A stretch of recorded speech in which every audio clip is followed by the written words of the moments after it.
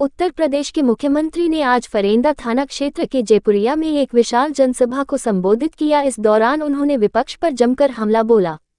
कहा कि ये नया भारत है, किसी को छेड़ता नहीं है और जो छेड़ता है उसको छोड़ता भी नहीं है। ये भारत किसी को धमकी नहीं देता, यदि कोई धमकी देता तो ये भारत उसी के भाषा में जवाब देता है। साथ ही समाजवादी पार्टी के समय महाराजगंज गोरखपुर क्षेत्र में इंसेफेलाइटिस से ज़्यादा मौतें होती थी, लेकिन हमारी सरकार बनी तो तुरंत हमने इंसेफेलाइटिस को जड़ से खत्म किया। मुख्यमंत्री ने इंडिया गठबंधन के घोषणा पत्र के पर्सनल लॉ को लेकर कहा कि यह एक तालिबानी लॉ है जिसमें बहन बिटिया घर से सुरक्षित बाहर नहीं निकल सकती। सपा कांग्रेस के समय ज़्यादा पैसा कब्रिस्तान में जाता था, लेकिन हमारी सरकार बनी तो हमने लोगों को सहूलियत दी और सुविधाएं मुहैया कराई। कांग्रेस के समय आतंकी हमला आए दिन होता था, लेकिन आज आतंकवाद व नक्सलवाद खत्म हो गया है। ये ताकत आपकी वोट में हमको दी है। आपका वोट पर हिंदू और सनातन विरोधियों भारतविरोधियों को मुंहतोड़ जवाब देकर रामलाल को विराजमान कर देते हैं और बड़े बड़े आतंकवादी और माफिया का राम नाम सत्य भी निकाल देते हैं। जी दिखा सकते हैं, कांग्रेस नहीं दिखा सकती। कांग्रेस दिखा पाएगी क्या?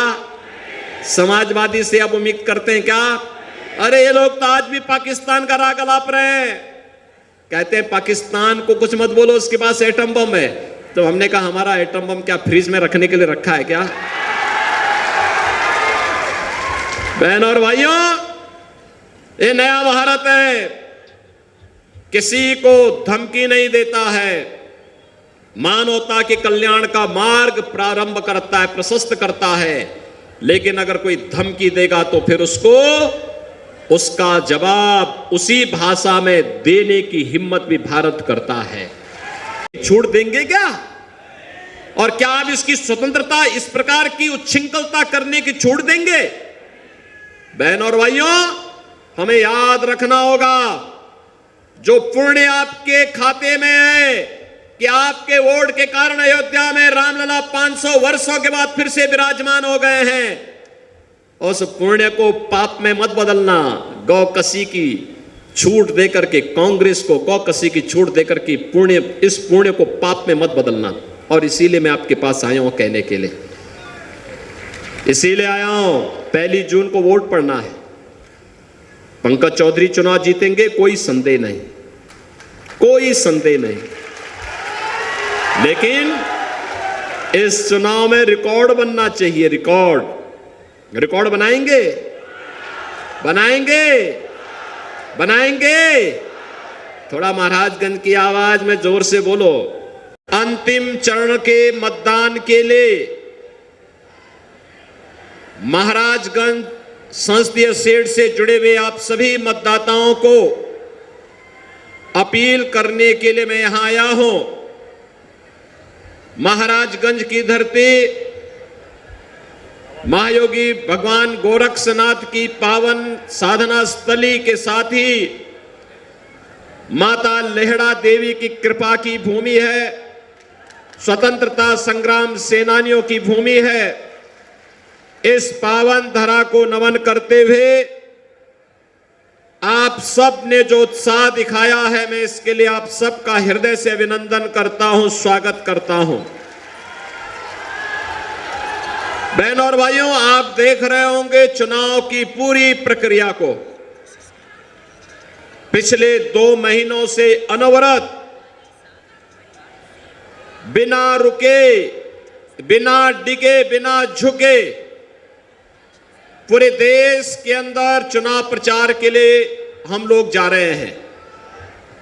और आज मैं कह सकता हूं, जब 5 चरणों के चुनाव संपन्न हो चुके हैं, 6ठे चरण का चुनाव कल होने जा रहा है। बहन और भाइयों, 5 चरणों के चुनाव में अब तक जो सुनामी है मोदी जी के समर्थन में, उसको देख के मैं कह सकता हूं कि पूरे देश के अंदर जो नारा है, जो स्वर गूंज रहा है, एक एक नागरिक के मन में एक ही भाव है, और वह भाव है कि फिर एक बार मोदी सरकार। तो मोदी सरकार, तो लोग बोलते हैं मोदी सरकार, एक कांग्रेस और समाजवादी पार्टी के लोग बोलते हैं कि मोदी सरकार क्यों? करोड़ गरीबों को आयुष्मान भारत का कार्ड दिया है। वे कहीं भी जाएंगे 5 लाख रुपए का उपचार कहीं भी हर वर्ष करा सकते हैं। और 4 जून को जब फिर एक बार मोदी सरकार बनेगी तो बहनों और भाइयों 70 वर्ष से ऊपर के जितने भी लोग होंगे, 70 वर्ष से ऊपर के,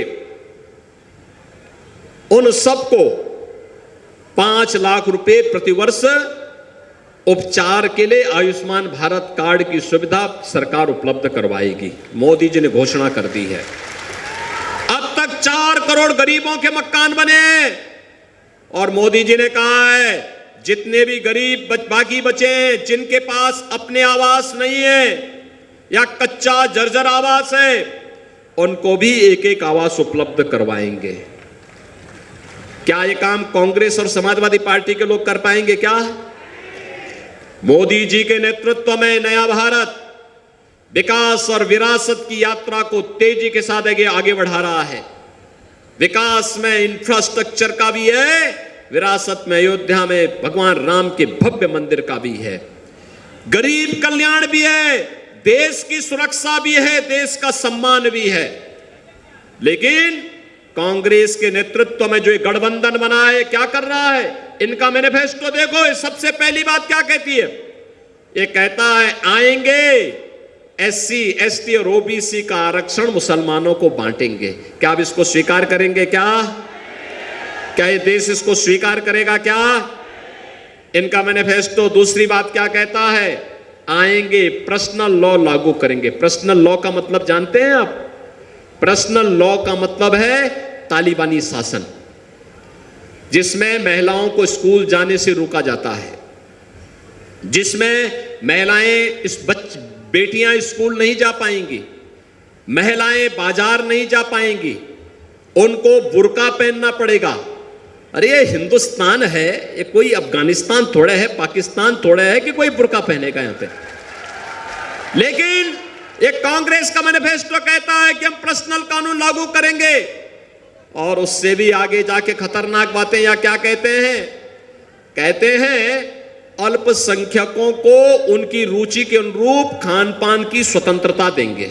बहनों और भाइयों, मैं पूछना चाहता हूं, ऐसा कौन सा खान पान है जो बहुसंख्यक खाता है और अल्पसंख्यक नहीं खाता है, या अल्पसंख्यक खाता है बहुसंख्यक नहीं खाता है?